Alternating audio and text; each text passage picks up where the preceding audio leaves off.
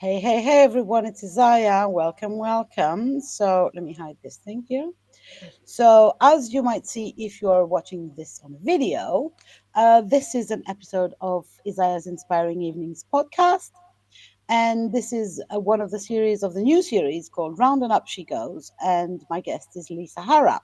And now you may remember Lisa from previous episodes. And guess what? She's coming for more because she's now a regular in this series called Round and Up She Goes. So let me recap what the series is, and I'm going to read my own literature because I don't remember it. So it's conversations with a guest. So in this case, the amazing Lisa Hara, around the feminine, the female cycle, the moon, female health, menstruation, blood, and anything feminine and cyclic. These conversations, as you see, are recorded live and then will be shared in my podcast. So this episode has got a title that I again forgot, and the title is just a minute. Overlooked. Where is it again? Oh, I wrote it down, but I overlooked and underrated why your lymphatic system matters for your pelvic health. Before we go into the topic, I would like to reintroduce Lisa to anyone who doesn't know her yet. So, Lisa Hara is a menstrual and menopausal health specialist. She is helping women and menstruating folks alleviate their menstrual or perimenopausal health challenges in a holistic and natural way without medication, external hormones, or surgery, so that they can take their menstrual or perimenopausal health into their own hands. She leads a quiet yet powerful revolution for sacred rebels ready to radically trust their own body's cyclical, let's say, wisdom, release trauma and internalized shame and erode patriarchy from the inside out. Isn't that a freaking amazing program? I'm really excited. So Lisa, kind of inaugurated this series almost a month ago now, and she'll be coming roughly once a month for 6 episodes, and we'll be discussing various aspects of this particular sphere of the feminine that is health, and that is pelvic health and menstrual conversations in general. And I'm really excited. It's completely out of my comfort zone or my knowledge zone, so I love it because and yeah, welcome again. I'm really very honored that you agreed to do all these episodes with me, and I can't wait to hear more about the lymphatic system. Thank you, Isaiah. It's always a joy and a pleasure to be talking with you, not just for Okay. podcasts, but also when we meet, just the Exactly. two of Because us. just But in case you know, we people meet outside of podcasts. yes, we do. We do. And also, thank you for having me talk about these things: female health, menstrual health, perimenopausal health, because these are things that aren't enough talked about in the society, that aren't researched enough. Which is why our healthcare systems, and it's basically no matter with whom you speak, wherever in the world, the healthcare systems aren't made for female health, it seems. No, exactly. And I was thinking that when I read the little blob of text that you sent me to promote this episode, where you mention why should you be interested in listening to this episode? And it starts with where you suffer from chronic pelvic pain, chronic back pain, autoimmune issues, or symptoms associated with perimenopause, which means basically that so many of our things that we consider to be unlinked with the cyclical nature are in fact very linked. And that is, for me, that is a reason why we should be speaking about these topics over the rooftops. It's because when I go to a doctor and I say I have back pain, the first thought is never cyclical. It's always, let's see your, spine or whatever, or The place and where the pain is, basically. yeah, exactly. So lymphatic system, what is that? What the heck is the lymphatic system? And Yeah. I didn't know much about it before I did my training myself. And now I'm like the one of the biggest fans of the lymphatic system because it is the second most important system in your body after the nervous system, which is the most important one, and your digestive system. And all three of them together make up your immune system. So if these three are in order, then you're in pretty Ah, good shape, usually. and The if they're way we live, not, exactly, which is like for most of us, because the way we live today and the societies we live in, like at least our nervous system is usually constantly on fire with something. But the lymphatic system in particular, it's a system of lymph nodes and vessels that goes from basically the tips of your fingers and toes through your whole body, all the way up to the left and right clavicular arteries, veins, so at the collarbones. And this lymphatic system, it has the lymph, so the fluid is called lymph in it, and it is our biggest part of the immune system. You can think of it as a waste removal system or a sewage oh, system of the body. So any kind of is that cellular what we waste, don't talk because about? It's not ladylike. Talk about sewage. possibly, yes. And so, like our cells, when they have the metabolism, and then at the end, like we people produce waste, our Yeah. cells produce waste, and that waste needs to go somewhere. But also, there can be toxins in our body, germs, bacteria, viruses, fungi, also cancerous cells, because we all produce them on a daily level. And it's the lymph that helps us make it flush out of the body. So basically, Aha. the lymph absorbs also excess fluid, and also, and that's the big role it plays in things like chronic back pain or chronic menstrual pain, is that it reduces inflammation. So it basically absorbs all these things, germs, pathogens, and transports them off. The lymph has nodes, like there are lymph nodes all throughout the body. We have about 700 lymph nodes in our body, Wow. which is a pretty big Yeah, number. that's a And pretty lot. one third sits neck and head.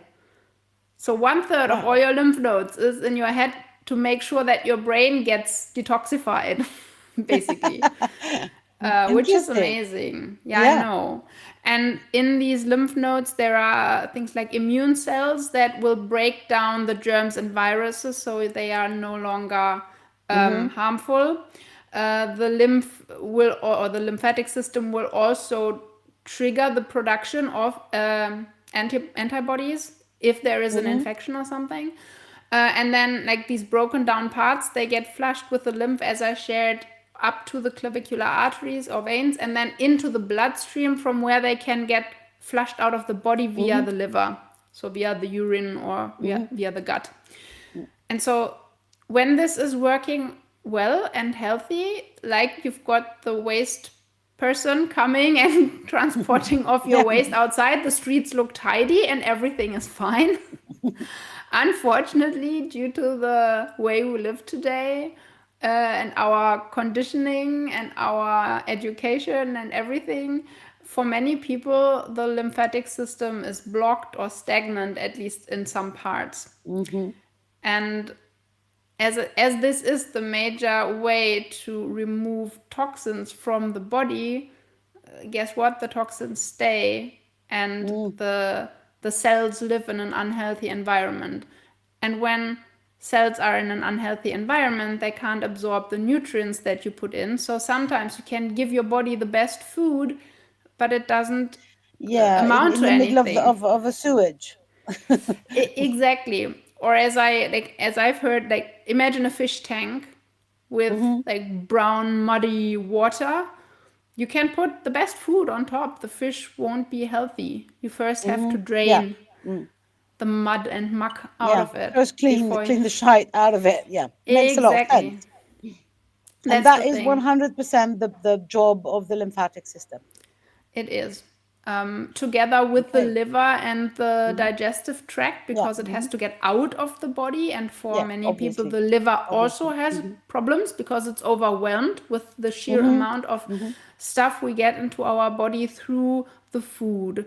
Think of pesticides that's in the fruit and vegetables. Yeah. Think of antibiotics that's in meat, whatever style of diet you use.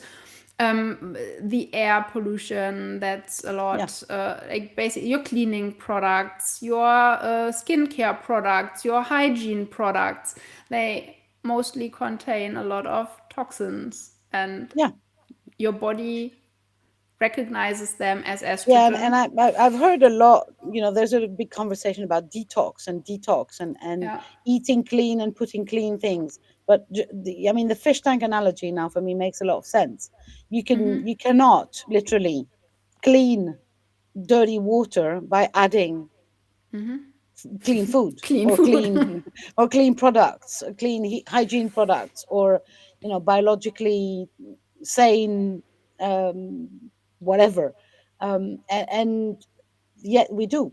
We try to. I We mean, try to. And the other thing I want to say is that people speak of things like liver detox and do a liver detox, and that's good for your body. Well, it might not be, because the thing is, as we've just established, the drainage needs to be put in place first. So it has yeah. to get out of your body.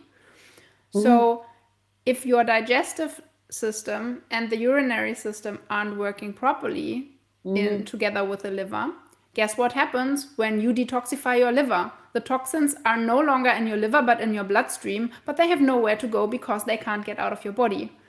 So Hmm. liver detox is not the first place to Yeah. start. Hmm.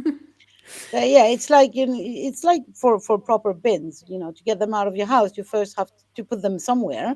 So, like Yeah. in a bin bag, and then you put the bin bag outside. But if you don't have a bin bag, and you just try to carry them one by one outside, this will take ages, and you can add as much cleaner on top. It won't do anything. That makes Yeah. a lot of sense, and it's very annoying, to be honest, that you are teaching me this right now, because I consider myself an educated woman. And if I don't know, there's a good chance that many people don't either I know the bet you the most importance of the doctors lymphatic. don't. Oh, I wouldn't, I wouldn't know that. But for sure, it's not even a doctor situation. It's a me situation. I would like to know how I can help my body get healthy, and the importance of the lymphatic system that you're just stressing. And we have, I'm going to be very, very honest with the listeners here, we have actually done lymphatic system work with Lisa on me, and I didn't even understand what I was doing. So thank you for finally teaching me. And it seems like it's a very big central role. Actually, it's not like one of the when you say Nice it's to one of haves. three. Yeah, it's No, not. it's Yeah. Now the next question that I would like to understand is, I get now why it is important in general, but it is important for everyone, right? For men, women, menstruators, non-menstruators, whatever you want to yeah. call the people. Now, why um, is it blocked? Because of all the things that of the way we live in modern societies. Yeah, and maybe also why it is important for women's or female Yeah, health that in was not going to be particular. my next one, actually. Okay, But which yeah, one would you you can like go to there. go first? You can go to the main topic of our conversation, which is basically what is the difference between my lymphatic system as a woman, and somebody who is not a woman or is not menstruating, does not have a So, well, cycle. the lymphatic system itself is obviously the same. Yeah. It just plays a slightly different role, because one of the important functions of the liver and the lymphatic system as well is to get the hormonal balance. So Oh. our bodies produce, say, things like progesterone and estrogen as a female body, Mm-hmm. definitely. I mean, we also have some testosterone, and vice Mm-hmm. versa. Men or testosterone based bodies also have some estrogen, Mm-hmm. but just the percentages are different. Um, Now, due to the way we live, as I've explained, with a lot of toxicity in our environment, our body recognizes toxins as estrogen. So it believes that there is a lot of estrogen in the body. because it's not just the estrogen that you produce, your body produces, but on top of it, all the toxins that are in the body. Now, that's And interesting. and most of the typical menstrual and menstrual health conditions that we see are actually estrogen based, which are PMS, premenstrual syndrome, Mm-hmm. with things like breast tenderness and mood swings, PMDD, premenstrual dysphoric disorder, which is basically PMS on steroids. I've got a friend who says she wants to throw herself off the balcony almost 2 weeks every month. Wow. That is PMDD. And if you Mm-hmm. suffer from that, I just want you to know there is help. And also, it doesn't have to be this way. There Mm-hmm. is a Mm-hmm. different way. I promise. Yeah, good But to also, know. Because yeah, it's like it must be. I've never experienced that, but it must feel very frightening. yeah. And I mean, it's not like the other 2 weeks you're not affected because you know what's going Yeah, to come. So yeah, hmm obviously, hmm like yeah, everything and revolves around I'm that. guessing also, again, I'm playing dummy here, but PMDD, even the words I didn't know. So if I don't know, again, how many women don't know, Yeah, and just think that they're depressed, yeah, exactly. which is Or like is not. suicidal ideation is very Hmm common, Yeah. that you play with the idea of committing suicide, and then 2 days later you're like, why did I think that? Mm-hmm. Just because of the difference. So these conditions, then fibroids and cysts, which develop a lot, and endometriosis, which hmm is also like becoming more known by now in the And all general these public's. are not due, but might be a consequence of the body confusing toxins with estrogen. They are estrogen based, estrogen dominant conditions, meaning that your body has as a ratio too much estrogen compared to progesterone. Okay.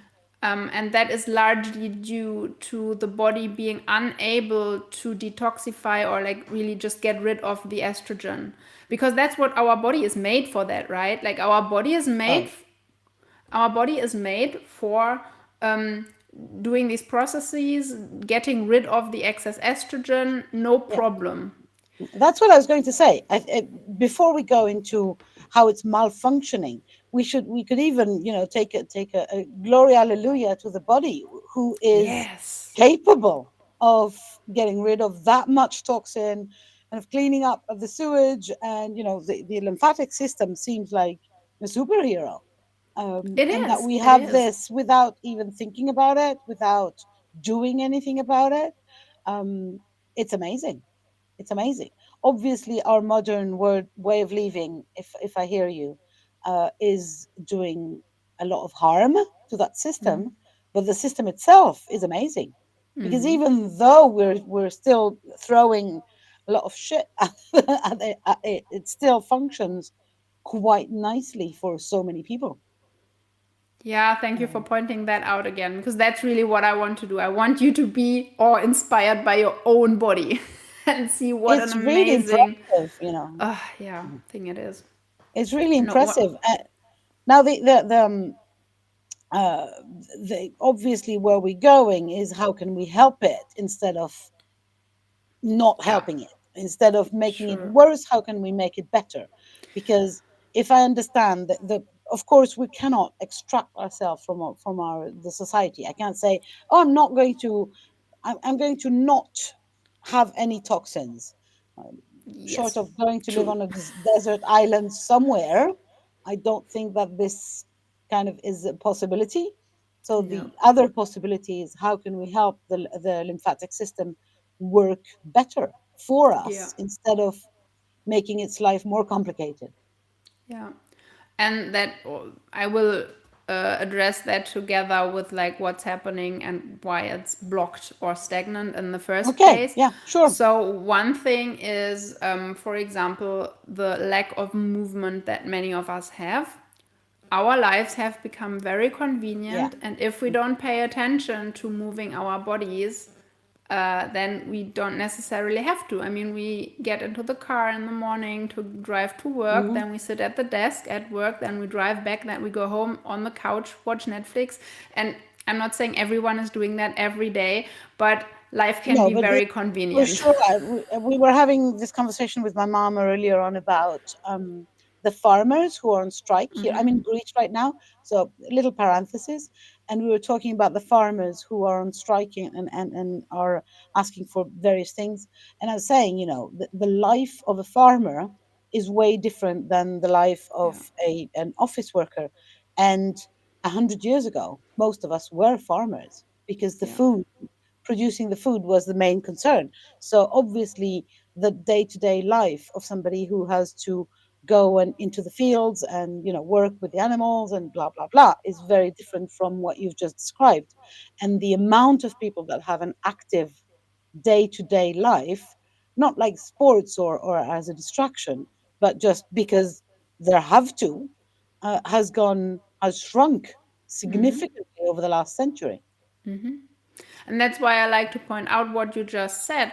It's not about doing sports. It's not about going to the gym 3 times a week and doing a 1.5 hour training session. No, it's about simple movement in your day-to-day life, like we did. I mean, the farmers aren't looking to go for a run, for an hourly Nope. run every day. They have definitely enough of movement in their life through their Yeah. work. Yeah. But like, how can you bring a little bit more movement into your world? Like having a 30-minute walk a day, getting up in between from the desk and having a 5-minute dance break, uh, maybe in the kitchen or somewhere where no one sees you if you don't like to be seen, but you can also do it in the open. Um, can you take the stairs instead of the elevator? Just maybe even standing at the desk if you have these fancy desks that you can move up and down, for Hmm. Hmm. example. But just so that we don't, or One you of the things don't. I do, I'm going to share a fun thing. So I live in a house, so I have a stair. My office is on the first stair, on the first floor, and I decided I would leave my tea and kettle and everything downstairs. So since I love tea, every hour or so I want a new cup because it's gone cold by the time. So, or if I finished it, it's gone. If I didn't finish it, it will have gone cold. So I have to go downstairs so that I Yeah. know that I will have. And I usually try to, when I climb up the stairs and go downstairs, kind of swing it, like dance it a little bit. So just to Yeah. move, and not. And what you're saying about the convenient thing, I'm making my life more difficult so that I need to move, basically. Yeah. Which I'm not having everything close by. I'm on purpose leaving things at the other end of the house, an other floor or something like that. So because I know that mostly I'm an artist and very focused person, so I can spend 4 hours at a desk without moving. I will pee myself because I'm so concentrated on what I'm doing. So I'm on purpose creating the needs to get up and then using that 1, 2, 3, 5 minutes to move, um, because because you told me so basically, and I believe you. And it's also, this is the thing about the lymphatic system. It is a one-way system. So it goes from the tips of your fingers and toes all the way into the bloodstream, as I shared. The vascular system, the cardiovascular system with the arteries and veins, is a closed loop with the central pump, the heart. Hmm. The Hmm. lymphatic system doesn't have that. So we need to move our bodies in order to move the lymph. That's Oh, why I want to we stress the this. movement is the pumping. The movement is the pumping. It goes through the muscles, and when you use your muscles, then it is going to transport the lymph. It's really fascinating. Isn't the body an amazing thing? That It is. it's kind of um, built in. Yeah. Also, just things like stretching or massaging can be wonderful to help your lymph move. And so that's one thing that you can do for your lymph. Then another thing is breathing. I can't stress this enough. I think we talked about it in the other episode a month ago that Yeah, but I breathing is think I think important for pelvic health. And when I speak of breathing, it's about diaphragmatic or functional breathing, which means engaging your diaphragm. The diaphragm Mm-hmm. sits at the bottom of the rib cage, and it's a muscle that on the inhale will slightly extend front, back, sides, and into the belly to make Mm-hmm. room for the lungs to have airstream in. And then on the exhale, release, and it moves up back to the bottom of the rib cage. And this kind of movement will oxygenate your whole body and press down on the belly organs, which gives them a massage. And since a big portion of your lymph or lymphatic tissue sits around the organs and especially your gut area, this will help move the lymph when you breathe deeply like that. It seems like obvious, and I'm fine with repeating the obvious, because basically, yes, it's simple. Move, breathe, stretch. It's like, yeah, of course, but do we do it? Not always. Even if we do know that we should be, or that it's good, do we do it? No. So thank you for the reminder, And that also, the thing I it want to doesn't have say, to be complicated to be efficient. that's true. The thing I want to mention is that very often the way we breathe, because we sit so much and because of maybe anxiety and things like the nervous system that's activated, we tend to breathe with our upper chest and shoulders going up and down. And that is not breathing. Like when you breathe, your shoulders and upper chest should stay where they are, and the movement goes downward and expanding in the rib Hmm. cage. Hmm.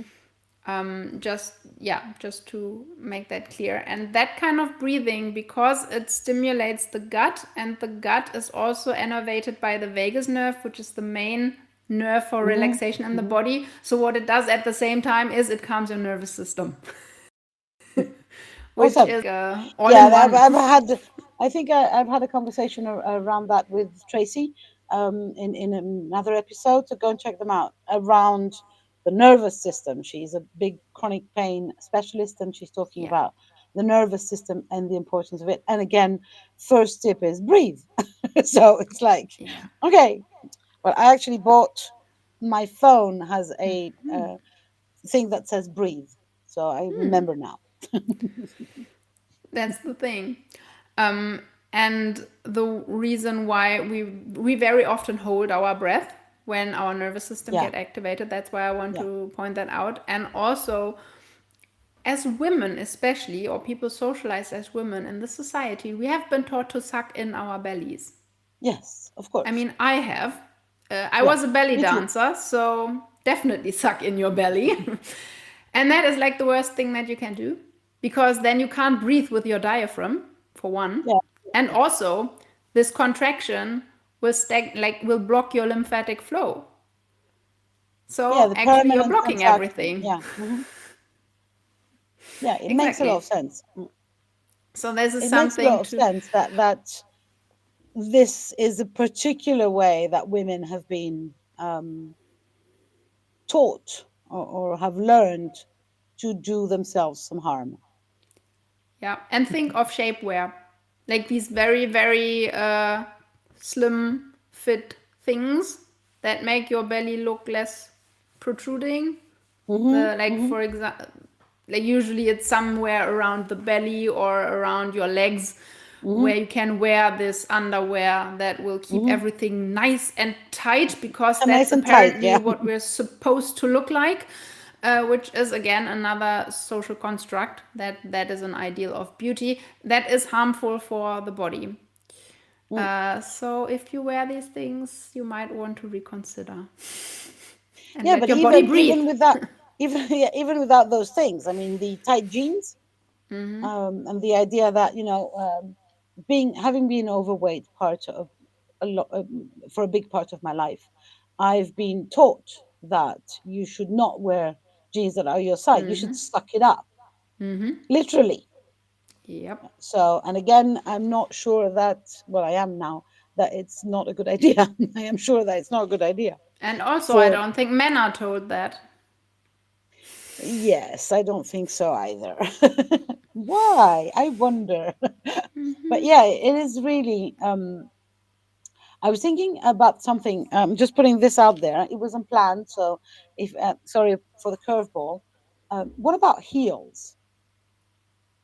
Wearing heels. How does that changing the posture, entices the first of all, for sure, because I was at the bank today, and these women were working. Obviously there was a lot of women in the offices, and they had these humongous heels, like, and obviously when they had to stand from their desks to go to the even to the copy machine, just get a piece of paper, I was watching them walk, and I was thinking, you're going to fall over.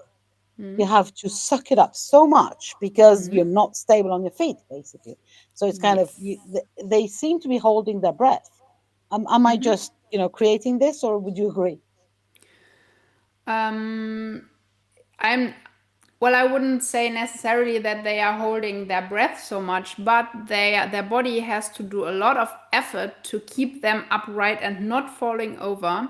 Mm-hmm, And having heels means that you've got a tilted posture and your body always have to has to counterbalance that to mm-hmm, stay clean, and that inhibits an optimal body posture, which is where everything is stacked nicely on top of the other, like mm-hmm, feet mm-hmm, and ankles, and on top of the ankles are the hips, and on top are the shoulders, and then the head somewhere straight mm-hmm, on top of that. And that's not possible. So it will have a lot of different implications, among others, that the breathing will be inhibited, at least. mm. Again, yeah. And that will, of course, do something with the pelvic floor and the diaphragm. And then, of course, very often when you stand a lot or walk a lot in high heels, there might be congestion and swelling in your legs, in your thighs, in your hips. So, like, a lot of And just basically things. that anyone knows that, when you wear very high heels, your movement is restricted. You can't walk as fast or run as fast. So if you insist with your idea that the lymphatic system needs to move, needs the body to move, to be working properly. um yeah, anyway, sorry, parenthesis.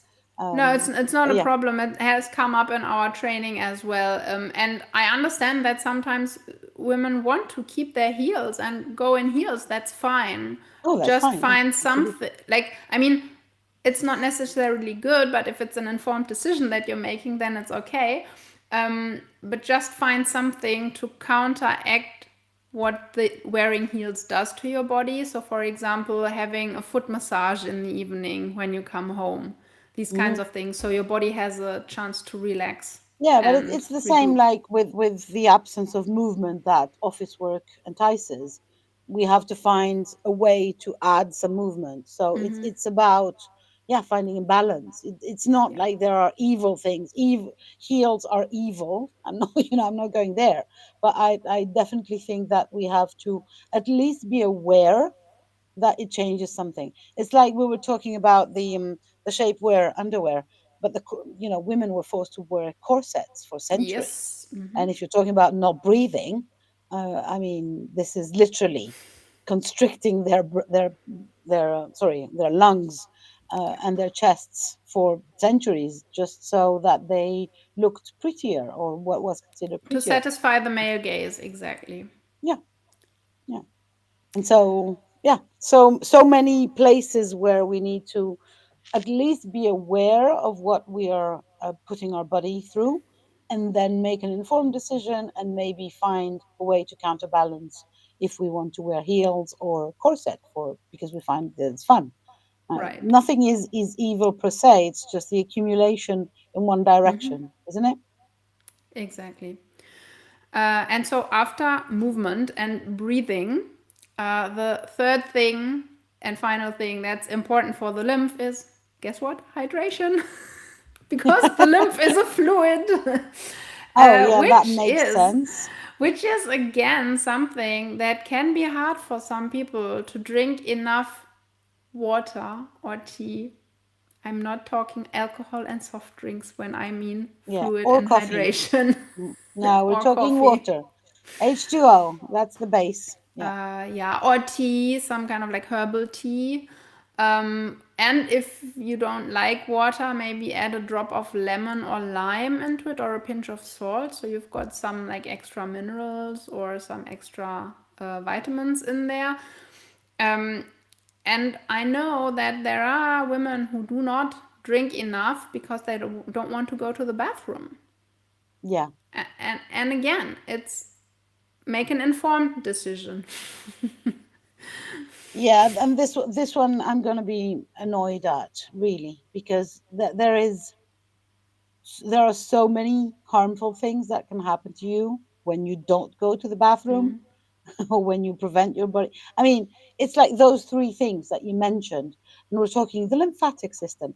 But if I sit you down and we talk about general health, the same three things apply. If we Exactly. talk about cardiovascular health, the same three things apply. If we talk about the nervous system, the same The three same freaking three things apply. things. So it's like, yes, they look like very simple, very basic, but A, we don't do them because Yeah. otherwise we wouldn't be having all these issues. B, they kind of cure or at least alleviate help in every freaking health issue Yes. that we have. Yes. So, if you don't like water, get over it. Basically, that's really, Or maybe I it's was, really finding ways to make it like my mom, she always hated water. Now she has find this one certain bottle of water. It's a glass bottle, it's a certain brand she uses, and suddenly she likes drinking water. So find like try as many as you need to find the one that's okay for you. that's one solution. Then add things to it, as you were saying. For me, I was born in Greece, and I'm old now, so I was born at a time where we didn't have soft drinks or anything. And I remember the summers of my childhood. Drinking was not a case of you like water. There wasn't anything else, and if you didn't drink, you'd literally die because it's so freaking hot, right? So we used to drink, and it was considered, and it still is in Greece, to an extent. It's life. Water is life. It And when is. you sit in a restaurant in Greece or in a cafe, even in a bar, they will first bring you a glass of water, and it's always free. And in not in some touristic areas now, they decided, okay, let's make that paying, but but that because they need the money. But basically, it's considered that the first gesture of hosting someone, of being a good host, is giving them water because that's life. And for me, it's been like that for ever since I was a child. It's like it's not open to discussion. When you're thirsty, you drink water. All the rest, it's not drinking, it's food. I consider anything that is not water is a nice beverage, but it's not drinking. If I'm thirsty, I'll go for water. And I don't like water particularly. It's not about liking it. I'm not drinking it to like it. It's not like eating chocolate. I eat chocolate because I like it.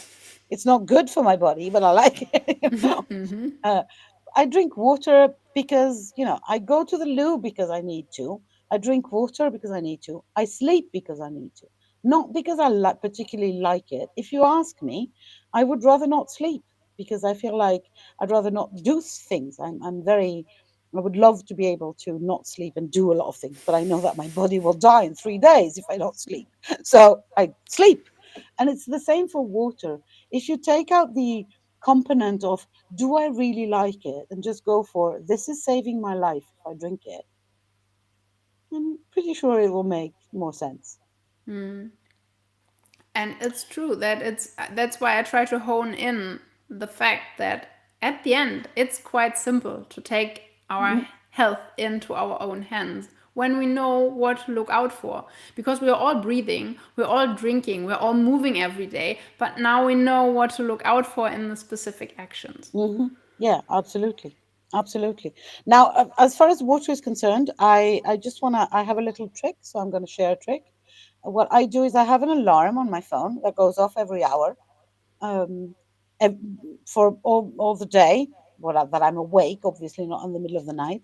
And I know that I have to drink one gulp of water, at least more if I need to, but just, and I don't even think about it. It's there when I'm at my desk. So when I'm coming up, running up the stairs, I will have a gulp of water and that's it. So I kind of, I think there's a guy who wrote a book, or maybe it's a woman, I don't know, called Micro Habits. It's about Oh putting yeah. together two or three things that you kind of decide Atomic that you habits, want. right? Yeah, yeah, atomic habits. And I think it's very clever to, if you think you have to move and go to the toilet and drink, well, do that, all the three of them Combined. combined. And then if you drink more, you'll go to the loo more. So, Yeah. and that will Yeah, help yeah, that's also true. detox. And Um, again, this is the lymphatic system, and the lymphatic system is reducing inflammation in the body. And chronic pain, or really most of the disease we experience, is connected to the lymphatic system in one way or another. I don't say it's just the lymphatic system of that course, needs no, no, I hear addressing, you. I hear you. Um, but y- yeah. Now, because the title of the episode was Your Pelvic Health, let's remind um, everyone about how the lymphatic system in particular affects pelvic health and not health in general. So the thing that I mentioned so far is, and that is also the main contributor. It's for your overall hormonal balance, Exactly. um, and also the pelvic floor muscles, for example, and the pelvic area. They need to be like the blood needs to move and the lymph needs to move for the muscles to function well down Mm-hmm. there and to have a Down there. healthy, smooth, flexible Mm-hmm. pelvic floor, for example. Um, and then also, it's important for the gut because remember, it's also closely connected with the gut that has Yeah. to flush Mm-hmm. all of it out. And a lot of problems that we see nowadays, uh, like endometriosis, for some people, it's connected to gut issues like leaky gut syndrome. That is when the Mm-hmm. walls of the Mm-hmm. gut lining get so thin that some of the stuff, some of the bacteria and toxins can get out of the gut into the bloodstream, these kinds of Mm-hmm. things. Yeah. And so the gut affects everything that's going on in your pelvic bowl. So these things are also tightly connected that taking care of your lymphatic health will, of course, then flush out the toxins again, for example. Awesome. And Thank that's why you. it's That so important. Yeah. And it And that's may what, be, there you go. It's so important and it's so easy to fix. Or not to fix, but at least to help with those three things that you mentioned. exactly, because for some people, and especially if you experience these challenges, menstrual health challenges, it will probably not be enough to just move more, drink more, breathe better. It might need some manual stimulation of your lymphatic system. And Of that's what course. I, for example, do with my clients when we go through that. Uh, as you've just seen, it's part of basically any disease there is. So I will always take my clients through it. And Mm-hmm. once you start detoxifying, you will not just detoxify on a physical level, you will also detoxify on a mental and emotional and even spiritual level. So beware when you start that stuff may come up. And then it's good to have someone by your side, a friend, someone you can call, someone where you can get support, Or a Lisa. or a Lisa.